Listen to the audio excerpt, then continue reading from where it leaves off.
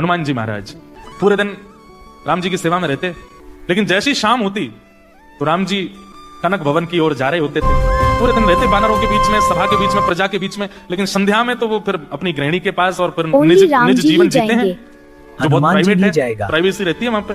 तो हनुमान जी महाराज शाम होते ही बड़े व्याकुल हो जाते हैं, अब राम जी चले जाएंगे, अब राम जी अंदर चले जाएंगे, अंतःपुर में चले जाएंगे, और अंतःपुर में केवल सीता जी जाती हैं और कुछ सखियां जाती हैं, हम लोगों का तो प्रवेश वर्जित है।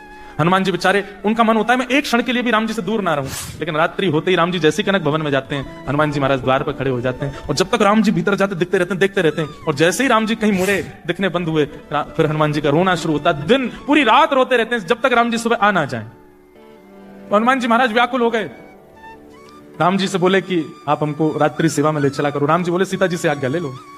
सीता जी से खूब प्रार्थना की, सीता जी बोले नहीं नहीं, रात में वहां सब सखियां होती हैं और वो अंतःपुर है, कहीं तो राम जी को अकेला छोड़ो, पूरे दिन तुम संगी लगे रहते हो।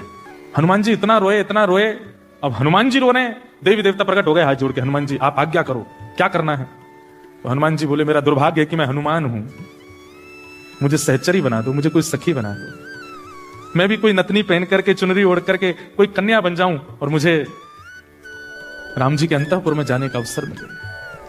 अब ये तो सब देवी देवता हाथ जोड़ खड़े रहे, बोले कि ये हम कैसे कर सकते हैं, और हमको दंड और लगेगा कि हनुमान जी को छोरी बना है। लेकिन हनुमान जी की विरह वेदना इतनी थी कि नेत्रों से अश्रुपात हो रहा था, वो नेत्रों का अश्रुबिंद ही एक छोटी सी धारा बनकर के सरजू जी में गया। सरजू जी उस ताप को सह नहीं पाई और तुरंत सरजू जी प्रकट हो गए। सरजू जी, सरजू मैया हनुमान जी के पास जाके बोली हे हनुमंत लाल क्या इच्छा है।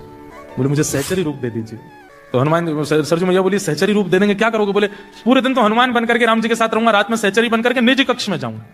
तब सरजू मैया बोली मैं सीता जी से प्रार्थना करती हूँ। सरजू मैया गई और हनुमान जी का विरह अश्रु जो था हाथ में लेकर के गई, वो ऐसे तप रहा था जैसे कुछ सिक्के को जला देते हैं ना तो वो लिक्विड फॉर्म हो जाता, लाल लाल हो जाए, ऐसे वो अश्रुबिंद तप रहा था। सरजू मैया ने जाकर के सीता जी को, तो सीता जी बोली अरे ये क्या है। बोले ये हनुमान जी का अश्रुबिंद है, वो इतना तड़प रहे हैं अंतःपुर की सेवा पाने के लिए, आप कृपा कर दो।